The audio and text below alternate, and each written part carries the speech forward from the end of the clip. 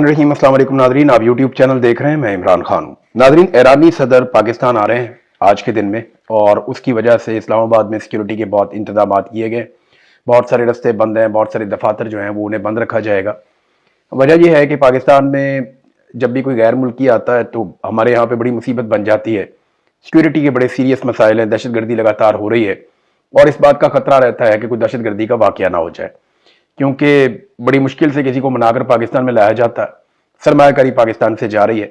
अब ईरानी सदर आ रहे हैं, मेन मकसद उनके आने का क्या है? तो दो तीन चीजें मैं आपके सामने रख देता हूं, क्योंकि देखें ना, मुलाकात के लिए खाली तो उन्होंने आना नहीं है, क्योंकि अभी पाकिस्तान की जानिब से फील्ड मार्शल भी गए, वो भी जाकर मिले।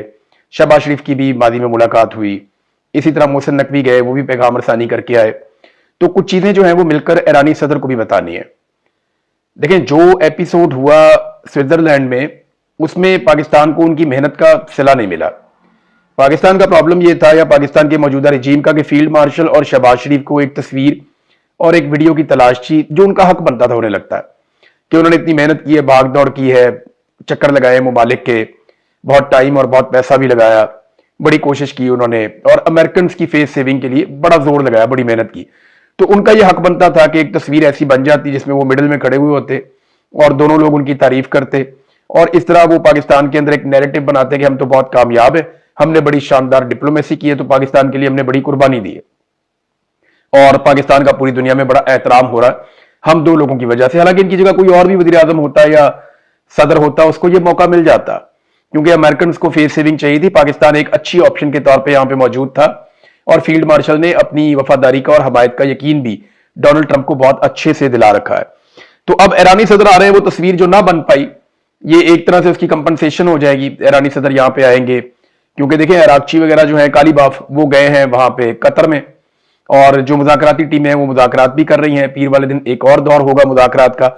अमेरिका और ईरान के बीच में अब मुज़ाकरात चलते रहेंगे। उन दोनों ममालिक ने चीजें तय करनी है, वो अपनी अपनी चीजें तय करते रहेंगे। आहिस्ता आहिस्ता बात आगे बढ़ती जाएगी। वो तस्वीर नहीं बन पाई, उसकी कुछ कंपनसेशन जो है वो इस्लामाबाद में आने के बाद ईरानी सदर करेंगे और वो पैगामात भी लेकर आएंगे। यानी ईरान के जो सुप्रीम लीडर हैं मुश्तबा खामनाई, वो इन मुज़ाकरात और एमओयू के कोई इतने बड़े हामी नहीं है, बल्कि वो इसकी मुखालफत कर रहे थे। अब उनकी जो रेड लाइंस हैं वो पाकिस्तान को बताई जाएगी कि फलां फलां हमारी रेड लाइन है और इसके अलावा जो है हम आगे नहीं बढ़ेंगे, इन चीजों के साथ आगे बढ़ना मुश्किल है। और वो पहले भी उन्होंने बताई है, पाकिस्तान को और कन्वे किया जाएगा। बहरहाल ये एक अच्छा कदम है, ईरानी सदर पाकिस्तान आ रहे हैं, इससे पाकिस्तान को ये तो फायदा होगा ना कि हमने इतनी मेहनत की है, तो कम से कम ईरानी सदर आए और वो आके इस बात को रिकॉग्नाइज करें। डोनाल्ड ट्रंप ने जो गुज़िश्ता रात ट्वीट किए, या जो दिन गुजरा अमेरिका का, उसमें जो ट्वीट किए वो काफी नरम नरम ट्वीट्स थे। डोनाल्ड ट्रंप ने पहले जिस तरह से बहुत गर्मी दिखाई अपने बयानात में, या ईरान को धमकी दी कि वो दोबारा से हमला करेगा, ईरान को बहुत बुरी तरह से मारेगा, या इस किस्म की जो चीजें डोनाल्ड ट्रंप ने की, वो तब तक की जब तक के जेडी वेंस मौजूद थे स्विट्जरलैंड में। मैं कुछ कहना नहीं चाहता, लेकिन मेरा एनालिसिस ये है कि डोनाल्ड ट्रंप नहीं चाहेंगे कि कोई और इस सुलह का क्रेडिट ले, या इन मुज़ाकरात का क्रेडिट डोनाल्ड ट्रंप के अलावा किसी और को मिले। तो ईरानी वफद कल नाराज भी हो गया। उन्होंने कही, देखें डोनाल्ड ट्रंप ने बड़ी बदतमीजी वाली ट्वीट की है, इतनी सख्त बातें वो कर रहे हैं, तो हम ऐसे माहौल में एक अच्छे जेस्चर वाली तस्वीर कैसे बना सकते हैं? फिर इतना कत्लेआम हुआ, उसके बाद हम आपके साथ मुस्कुराते चेहरों के साथ इकट्ठे तस्वीर नहीं बना सकते, बैठ के मामला को हल करते हैं, वो ज्यादा इंपॉर्टेंट है। फिर जो इसराइल लगातार लबनान के ऊपर अटैक कर रहा है, वो भी ईरानियों की रेड लाइन है, और वो अब पाकिस्तान को भी बताई गई और उन्होंने अमेरिकन को भी इसके बारे में बताया। तो डोनाल्ड ट्रंप को यह सूट करता है कि अमेरिका की कोई और टीम डोनाल्ड ट्रंप के अलावा ईरानी सदर के साथ या उनके बड़ों के साथ ना बैठे फ्यूचर में, क्योंकि देखें डोनाल्ड ट्रंप इस ख्वाहिश का इजहार भी कर चुके हैं कि वो ये चाहेंगे कि उनकी मुलाकात मुश्तबा खामनाई के साथ हो। ये डोनाल्ड ट्रंप अपने मुंह से कह चुके हैं। वो ईरान के सदर से भी मिलना चाहते हैं। ये डोनाल्ड ट्रंप बातें खुद कर चुके हैं कि वो ईरानी क़यादत के साथ बैठने को तैयार हैं। तो ये जब लड़ाई का सारा क्रेडिट या उसका मलबा डोनाल्ड ट्रंप पे पड़ रहा है, तो मुज़ाकरात और सुलह के मामलात का क्रेडिट डोनाल्ड ट्रंप किसी और को कैसे लेने दे सकते हैं, ये बात आपने अपने जहन में रखनी है। फिर वो बहुत बड़े सियासतदान है, उनके पीछे बहुत सारे लोग काम करते हैं, बहुत सारे दिमाग काम करते हैं। तो डोनाल्ड ट्रंप ने सख्त ट्वीट दिए, उसके बाद ईरानियों ने कोई ऐसी तस्वीर या वीडियो नहीं बनाई जो पाकिस्तानी भी चाह रहे थे बन जाए और अमेरिकन को भी चाहिए थी। खासतौर पर जेडी वेंस को कामयाबी के तौर पर इसको देख सकते थे, लेकिन वो नहीं हुआ। फिर अब डोनाल्ड ट्रंप ने वो दिन गुजर गया, जेडी वेंस वहां से निकल गए, पाकिस्तानी जो है वो पाकिस्तान में आ गए। तो फिर डोनाल्ड ट्रंप ने नरम नरम ट्वीट किए सारा दिन, वो हम देखते रहे। अब डोनाल्ड ट्रंप कह रहे हैं जी आपने हुर्मुज खुली है, ये बड़ी अच्छी बात है, मैकेनिज्म बना रहे हैं। फिर उन्होंने कहा जी ईरान को जो पैसा दिया जाएगा वो कैसे दिया जाएगा। दो कामयाबियां ईरान ने हासिल की हैं स्विट्जरलैंड के अंदर। नंबर एक, ईरान को तेल की तिजारत का एक इजाजतनामा मिल गया 60 दिन के लिए। ईरान तेल सप्लाई कर सकता है, शुमाली कोरिया को नहीं कर सकेगा, क्यूबा को नहीं कर सकेगा कि इनके साथ अमेरिका का पंगा प्रॉब्लम है। बाकी ईरान सारी दुनिया को तेल सप्लाई कर सकता है। तो ये ईरान को एक बड़ी कामयाबी मिली। पाकिस्तान के लिए भी अच्छी बात है कि पाकिस्तान को सस्ता तेल मैसर आ जाएगा। और पाकिस्तान को तो वैसे मेरे ख्याल में ईरान को चाहिए कि सस्ते नर्क के ऊपर तेल फराहम करे और पाकिस्तान को एक अलग ऑफर करे जो वो पूरी दुनिया को नहीं कर रहा। यही दुनिया को अगर ईरान तेल दे रहा है $100 का फर्ज करें, तो पाकिस्तान को $60-70 का देना चाहिए। एक अच्छी ऑफर पाकिस्तान को मिलनी चाहिए ईरान की जानिब से। मैं ये तवक्को करता हूं ताकि पाकिस्तानी कौम को फायदा हो। देखें ये रिजीम तो चोरी डकैती के साथ आया हुआ है, जाली लोग हैं, ये आज हुक्मरान है कल नहीं होंगे। ईरान भी यहीं पे रहेगा, पाकिस्तान भी यहीं पे रहेगा और दोनों ममालिक आपस में हमसाए बन के रहेंगे। तो अच्छे ताल्लुकात होने चाहिए और दोनों ममालिक की आवाम का फायदा होना चाहिए। बहरहाल ये चीजें भी आगे बढ़ेंगी। एक तो उन्होंने ये किया, दूसरा उनका $12 अरब ये कालीबाफ के मुताबिक उसका मैकेनिज्म तैयार हो गया है कि पहले मरहले में जो $12 अरब है ईरान का वो उन्हें मिल जाएगा। तो ये एक बहुत बड़ी कामयाबी है, $12 अरब अगर उन्हें मिल जाता है तो। और इससे ईरान के इंफ्रास्ट्रक्चर को दुरुस्त करने में उनको बहुत मदद मिलेगी। नाज़रीन, आज फिर मंगल का दिन है और आज इमरान खान की मुलाकात ना करवाने का दिन है। इमरान खान की फैमिली, उनकी बहनें दोबारा पहुंचेंगे, वर्कर्स भी जाएंगे। बड़ी तादाद में तो नहीं जाते, यानी उनकी बहनें कहती हैं 10,000 लोग आने चाहिए कम से कम। 10,000 का फिगर कुछ है ही नहीं पाकिस्तान तहरीक इंसाफ के सामने, कोई मसला ही नहीं होना चाहिए। इतनी बड़ी पॉलिटिकल पार्टी है, लेकिन 10,000 लोग ले जाने के लिए लीडरशिप को संजीदा होना पड़ेगा, वो नहीं लेकर आते और उनको मना भी किया जाता है और वो जोर भी नहीं लगाते। उनका मेरे ख्याल में जोर इस बात पे है कि किसी तरह इमरान खान की कोई डील हो जाए, कोई बात ऐसी बन जाए जिसमें इमरान खान साहब जो है वो जेल से बाहर आ जाएं या कोई मुलाकातें वगैरह खुल जाए। बजट के ऊपर भी उन्होंने कोशिश किया ब्लैकमेल करने का कि बजट के जरिए से दबाव डाल दें कुछ, वो भी बात नहीं बनी तो बजट भी पास हो गया। अब वो कटौती के मामले को लेकर बैठे कि आप मुलाकात करवाएंगे तो हम करेंगे। तो आज ये मुलाकात ना करवाने का दिन है। नॉर्मली तो यही होता है मंगल को। देखते हैं कि आज के दिन में डेवलपमेंट्स क्या होती हैं। पाकिस्तान तहरीक इंसाफ के वर्कर्स पहुंचते हैं या नहीं पहुंचते, हम आपको रिपोर्ट करेंगे शाम के वीलॉग में। एक और इसके अंदर खबर है मेरे पास, वो ये कि पाकिस्तान तहरीक इंसाफ के साथ ना बैकडोर चैनल कुछ राब्ते हुए हैं और इसको ना बहुत सारे सोर्सेज कंफर्म कर रहे हैं। मोहसिन नकवी के जरिए से बातचीत होती है, सुहेल अफरीदी के साथ बातचीत। ये तो मुमकिन नहीं है ना कि सुहेल अफरीदी मोहसिन नकवी से मिले और इमरान खान की बात ना करे, मुमकिन ही नहीं है। या मोहसिन नकवी बात ना करे, ये हो ही नहीं सकता। पीटीआई के लोग जब भी हुकूमत से या एस्टेब्लिशमेंट से किसी से भी बात करेंगे या उनके नुमाइंदों से बात करेंगे तो वो इमरान खान की बात करेंगे ही करेंगे। ये मुमकिन नहीं है कि इमरान खान की बात ना हो, वो तो दिन रात होती है। पाकिस्तान का कोई टॉक शो भी मुकम्मल नहीं होता इमरान खान की बात के बगैर। तो अब मामला यह है कि पाकिस्तान तहरीक इंसाफ के साथ जो एक वादा किया गया था वो ये था कि जल्द इमरान खान साहब से मुलाकात करवा दी जाएगी। खास तौर पे जो इसमें एक टाइम ड्यूरेशन था ना, वो था जून का, कि जून में सुहेल अफरीदी को मुलाकात मिल जाएगी या सुहेल अफरीदी के किसी नुमाइंदे को मुलाकात मिल जाएगी और इमरान खान की फैमिली को भी मुलाकात करवाई जाएगी और इलाज के हवाले से भी यकीनदहानी करवाई गई थी। अगर तो पाकिस्तान तहरीक इंसाफ को एक मरतबा फिर धोखा मिलता है जैसे कि हमेशा मिलता है, तो तहरीक इंसाफ ने इस बात पर गौर शुरू कर दिया है कि वो अब एक कॉल देने वाले हैं। अगर इमरान खान साहब से मुलाकात नहीं करवाई जाती तो तहरीक इंसाफ जुलाई में एक कॉल दे सकती है, जुलाई के शुरू में 8 अगस्त 2026 के हवाले से, कि इमरान खान साहब की कैद को 3 साल मुकम्मल हो जाएंगे और 8 अगस्त को करना क्या है इसके ऊपर मुशावरत हो रही है। अब जो मेरे पास इंफॉर्मेशन है वो ये है कि सुहेल अफरीदी को एक बड़ा एहतजाज लीड करना पड़ेगा और ये मुल्क गिर एहतजाज होगा। हो सकता है कि कोई लॉन्ग मार्च अनाउंस किया जाए कि पूरे मुल्क से लोग जो है वो अडियाला की तरफ आएंगे या इस्लामाबाद आएंगे, या हो सकता है पूरे मुल्क के अंदर शटर डाउन कॉल या कोई बहुत बड़ा एहतजाज अनाउंस किया जाए और वो लिंगर ऑन किया जाए, मुल्क भर में धरने दिए जाए या स्ट्रीट मूवमेंट का आगाज किया जाए, कुछ भी किया जाए। पीटीआई को ये बात समझ आ रही है कि अगर जून में उनको दोबारा धोखा दिया जाता है तो फिर उनके पास ऑप्शन कोई नहीं। और ऐसे में देखिए सुहेल अफरीदी की हुकूमत भी गिर सकती है। ये नहीं है कि सुहेल अफरीदी की हुकूमत कायम रहेगी अगर वो एहतजाज की पॉलिसी में जाएंगे। बहुत मुमकिन है कि इमरजेंसी लगा दी जाए, उनकी हुकूमत गिरा दी जाए, लेकिन उसका उनको अल्टीमेटली फायदा ही होगा। तहरीक इंसाफ जो है वो उसको पॉलिटिकली इसका फायदा होगा। ये हमेशा फस्तायत रहती नहीं है, ये डिक्टेटर्स हमेशा बैठे नहीं रहते, एक दिन चले जाते हैं। और जिन लोगों को ये ज्यादा मारते हैं, जितना ज्यादा मारते हैं उतना ज्यादा वो लोग ताकत के साथ वापस आते हैं और आने वाली मिलिट्री एस्टेब्लिशमेंट को भुगतना पड़ता है। यानी आज जो अफसरान बेचारे मेजर जनरल या ब्रिगेडियर हैं वो कल भुगत रहे होंगे जो कुछ आज के सीनियर अफसरान कर रहे हैं। तो उन्हें कल भुगतना पड़ेगा, इन चीजों का सामना करना पड़ेगा। तो 5 अगस्त के हवाले से पाकिस्तान तहरीक इंसाफ कोई बड़ी अनाउंसमेंट करने की तैयारी कर रही है। आइंदा चंद दिनों में आपको पता चल जाएगा कि वो अनाउंसमेंट किस नौयत की होगी। एजाज चौधरी साहब जिन्हें एक मरतबा फिर सजा सुनाई गई है, 250 साल से ऊपर सजा हो गई एजाज चौधरी साहब को। अंदाजा करें आप, एक सेनेटर के तौर पे उनको पकड़ा गया था, एक मरतबा भी प्रोडक्शन ऑर्डर पे अमल दरामद करके उनको सेनेट में नहीं लाया गया। बार बार उनके प्रोडक्शन ऑर्डर जारी किए गए, फिर उनकी सीट के ऊपर राना सनाउल्लाह साहब को बाद में सेनेटर बना दिया गया। ये हम सबने होते हुए देखा। तो अब मामला यह है कि वो एक मरतबा फिर बीमार होकर अस्पताल चले गए। एजाज चौधरी बड़े लंबे अरसे से बीमार चल रहे हैं, लेकिन वो माफी मांगने के लिए तैयार नहीं है। एजाज चौधरी ना ही माफी मांगने के लिए तैयार है और ना ही वो इमरान खान का साथ छोड़ने के लिए तैयार है। तो वो अब इस लड़ाई को जो है ना बड़े इत्मीनान के साथ लड़ रहे हैं, बीमार होने के बावजूद। यास्मीन राशिद बीमार हैं, उमर चीमा फ्रोजन शोल्डर का उनका बड़ा सीरियस इशू है और इसमें बहुत तकलीफ होती है। इसके बावजूद वो मुकाबला कर रहे हैं। महमूद रशीद साहब को मैं जेल में मिला था, वो शदीद तकलीफ में थे, लेकिन वो बड़े हौसले में थे। बल्कि वो मुझे कह रहे थे कि इमरान साहब आपने घबराना नहीं है, मुझे पता है कि हमें यहां पे हो सकता है कई साल भी लग जाएं और ये निजाम हमें ना छोड़े।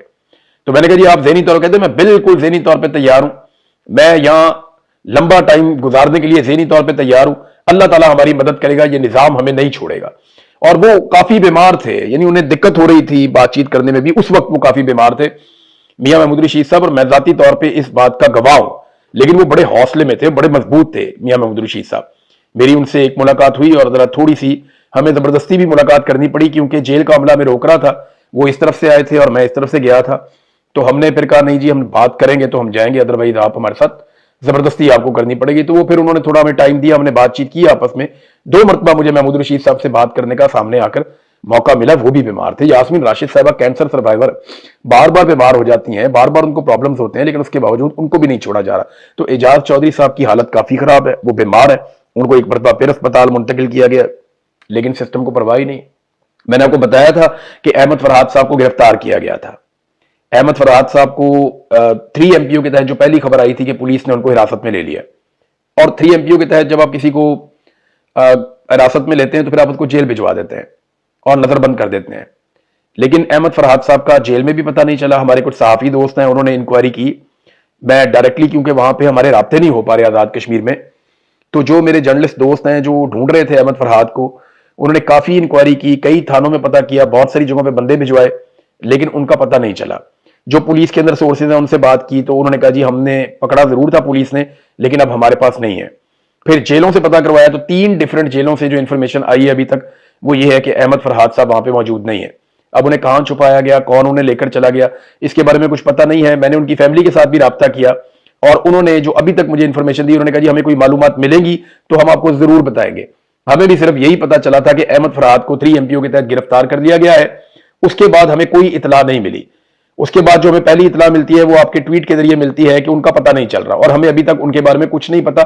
लेकिन जैसे ही हमें कोई अपडेट मिलती है अहमद फरहाद के बारे में हम आपको बताएंगे, तो आप आगाह कर दीजिएगा अपने प्लेटफॉर्म से, तो मैं जरूर आपको बताऊंगा। नादरीन, फजलुर रहमान साहब ने, क्योंकि कश्मीर की बात हो रही है तो उस पर आगे और बात कर लेते हैं। फजलुर रहमान साहब ने एक ऑफर करवाई कि मैं मुज़ाकरात करवा देता हूं और मुझे थोड़ा टाइम चाहिए मुज़ाकरात करवाने के लिए। फजलुर रहमान साहब ने एक दावा तो किया था कि मैं कश्मीरियों के साथ बातचीत करता हूं। अचक जई साहब भी मैदान में आए हैं, वो भी बातचीत करना चाह रहे हैं।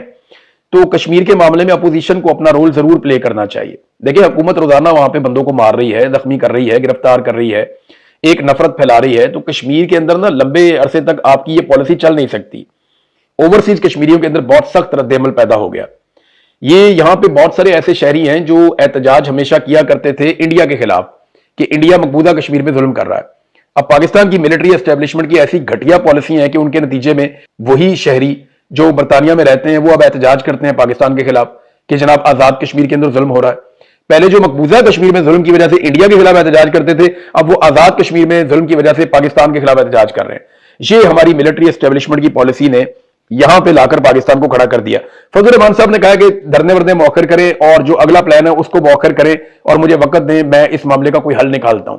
अब वो हुकूमत के साथ मिलेंगे, बैठेंगे, बातचीत करेंगे, एस्टेब्लिशमेंट को पैगाम जाएगा, मोहसिन नकवी के साथ बातचीत की जाएगी, शहबाज शरीफ से की जाएगी, कोई रास्ता निकालने की कोशिश की जाएगी ताकि आजाद कश्मीर के मामला नॉर्मलाइज हो सकें।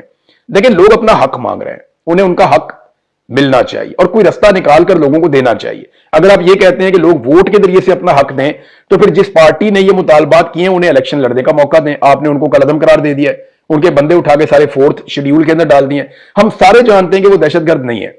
कश्मीरी बार बार कह रहे हैं कि हम दहशतगर्द नहीं है। कश्मीरी बार बार कह रहे हैं कि हम किसी रियासत के, पाकिस्तान के दुश्मन नहीं है। हमारी किसी इदारे से लड़ाई नहीं है। हम सिर्फ जालिम हुक्मरानों से अपने हकूक मांग रहे हैं, जो हमारा हक है, और पाकिस्तानियों का भी हक है कि वो इन जालिम हुक्मरानों से अपने हुकूक मांगे। तो फजल रहमान साहब और अचकजई साहब का बीच में आना ये एक पॉजिटिव चीज है। मारंग बलोच साहबा के हवाले से बलूचिस्तान में काफी इस्तराब है, लेकिन इसके बारे में कोई रिपोर्टिंग नहीं हो रही। बलूचिस्तान में मीडिया रिपोर्टिंग सिफर है। वो जो इश्तिहार बलूचिस्तान की हुकूमत छाप देती है बस वही है, या बलूचिस्तान का जो कठपुतली वजीर आला है वो जो बात कर देता है बस वही है। बलूचिस्तान की हालत बिल्कुल कंट्रोल से बाहर है। वहां के शहरी हुकूमत से सख्त नाराज हैं और एस्टेब्लिशमेंट और हुकूमत का जो एक पूरा रजीम वहां पे बना हुआ है इससे सख्त खाइफ हैं। हमने देखा जब दहशतगर्द हमले हुए तो लोग नॉर्मल तरीके से बाजारों में घूम रहे थे, उन्हें दहशतगर्दों की मौजूदगी से खौफ नहीं आ रहा था। जबकि सिक्योरिटी फोर्सेस के बारे में लोगों की राय काफी मुख्तलिफ है। बड़ी तकलीफदेह बात है ये, लेकिन ये एक हकीकत है। लोग अपने मसाइल के लिए जिम्मेदार अब मिलिट्री एस्टेब्लिशमेंट को और इस हुकूमत को समझते हैं। जहां पे कल तक लोग ये कहते थे कि जनाब सरदार हमारे लिए रिस्पॉन्सिबल हैं और उन्होंने हमारे लिए कुछ नहीं किया, तो अब लोग कहते हैं कि पाकिस्तान की मिलिट्री एस्टेब्लिशमेंट जिम्मेदार है, उन्होंने हमारे वसाइल पे कब्जा किया हुआ है और वो हमारे हकूक छीन रहे हैं और हमारे ऊपर जाली हुक्मरान लाकर हमेशा से बिठाए हुए हैं। सरदार भी वही बिठाते थे और इन लोगों को भी उन्होंने बिठाया हुआ है। तो मारंग बलोच का नुकसान नहीं हो रहा, नुकसान पाकिस्तान की रियासत का हो रहा है। आलमी सतह पर रद्देमल अभी आएगा। आप देखेंगे आने वाले दिनों में मारंग बलोच के लिए आलमी सतह पर आवाजें उठाई जाएंगी। जेल में होने के बावजूद ईमान मजारी और हादी अली चट्टा को यूरोपीय यूनियन से एक बहुत बड़ा अवार्ड मिला है, जो उन वकला को जारी किया जाता है जो इंसानी हकूक के लिए बेहतरीन खिदमात सर अंजाम देते हैं।